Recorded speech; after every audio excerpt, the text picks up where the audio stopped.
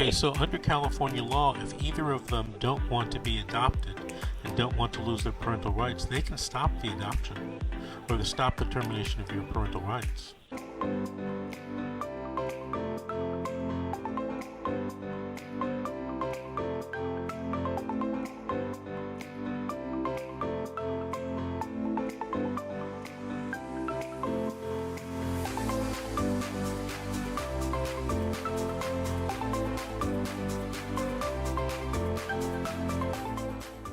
I wanted to let everybody know I have a new series that we started, and it is called Meet the CPS Defense Experts and Advocates, where I interview attorneys, experts, and advocates on Tuesdays and Thursday evenings.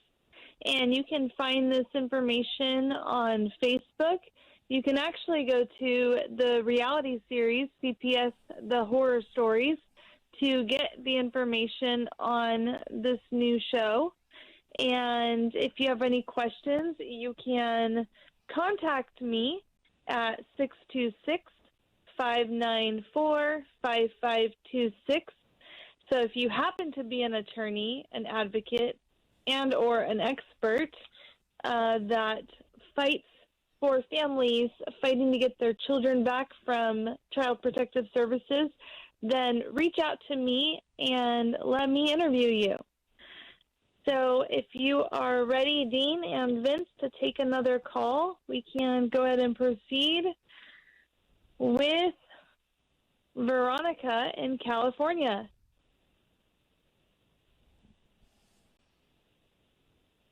Veronica, are you there? I'm here. Can you hear me? I can hear you loud and clear. Do you want to go ahead and start with your question? Yes, okay. So my name is Veronica. I'm from California, San Diego. I have a CPS case in Riverside, California. And my next court date is 6/15/21, and they're trying to take away my parental rights. First and foremost, they got taken away from the father, which he has passed away. They've been there since September 18, 2019, and I barely got notice that they were in the system. So I'm like, just. What do you mean you barely were informed? I was barely informed on September 14th because I got a hold of the father. And before okay, let me tell you the story then. Okay, so before, I haven't been in their life for 6 years because because I couldn't take care of them because I had an addiction. So they went to my ex-husband. Ex-husband took them in. They've been he's had them for, I'm gonna say 3 years. They got taken away in September 18th, 2019. And they've been stuck in there for 2 years.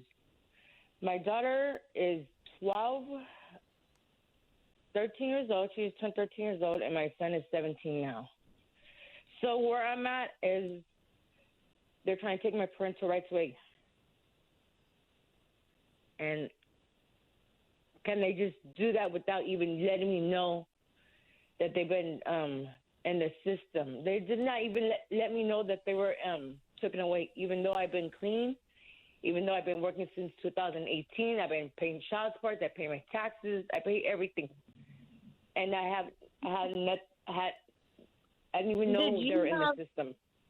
Did you have any custody of them prior to this when they were living with their father? Yes. So we had a verbal agreement. That's what it was. We had a verbal agreement, and he took them in. He said, when you get better, contact me. I said, okay, that will happen. So a couple of months later, I would still talk to him. He would let me phone call them back and forth. But then it got to where I couldn't talk to him no more. So, and plus I was in my addiction for already heavy. But, okay, hold on 1 second. Okay, but besides this verbal agreement, what was the legal agreement? There was no legal agreement. So It was just a verbal. technically, you both have Between me and him. full custody. Technically, I have custody. He passed away. Okay. But he passed away. Ma'am, who called CPS on you? I didn't. Nobody called CPS on me. They called CPS on him. I don't know who called CPS on him. I've already got the Okay. report. Do you have an attorney? I have an attorney. Yes. Okay. And have you gone to rehab? Have you been on the drug Suboxone? I've been sober for 3 years. I paid for when I went to court. I paid for my own drug test, a hair follicle test. It wasn't cheap, and I enrolled into parenting classes. So that's where I'm at right now. And I'm allowed a visit once a month for 1 hour, but the social worker says it's all right for 2 hours, unsupervised, and that's where I'm at right now. Let me ask you this.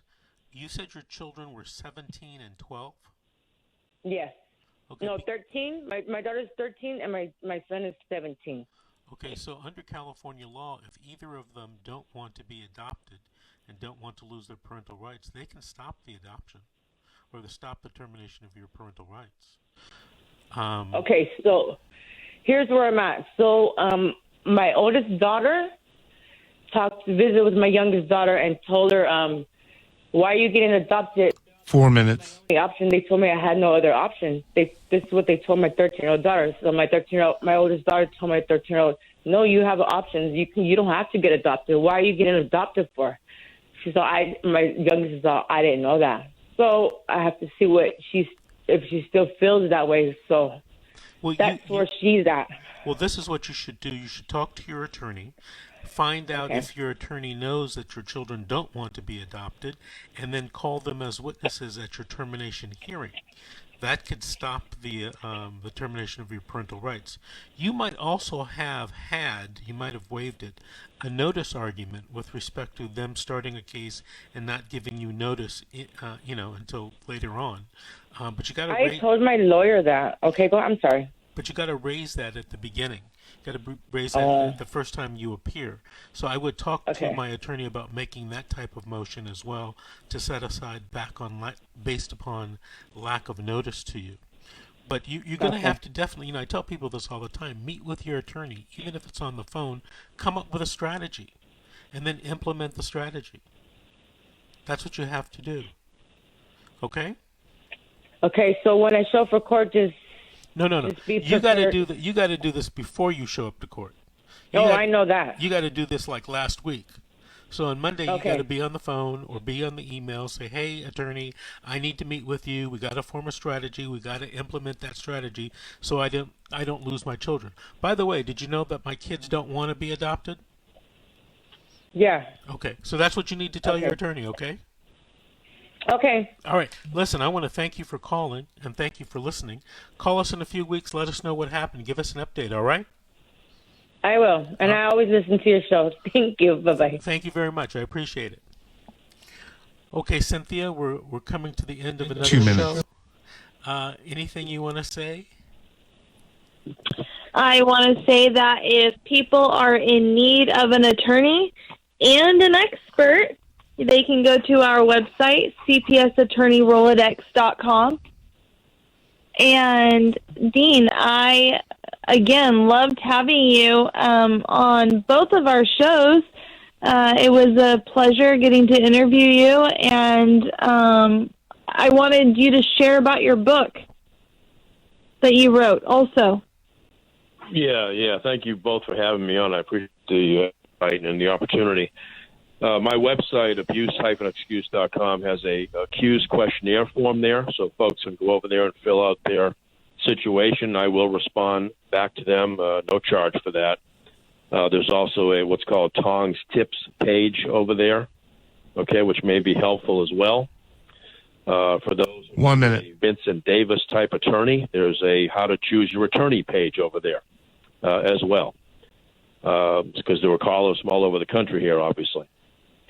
My book, I have 3, but the most recent, which was actually published almost 20 years ago, a lot of the information is still relevant. It's called Elusive Innocence, Survival Guide for the Falsely Accused. And that book is at Amazon and has been out, like I said, for about 20 years. I think it's in its 7th printing right now.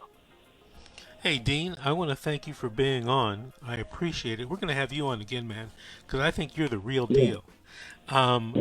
Everybody, check me out on YouTube, Vincent W. Davis, attorney at law, and we're going to see you next week on the radio.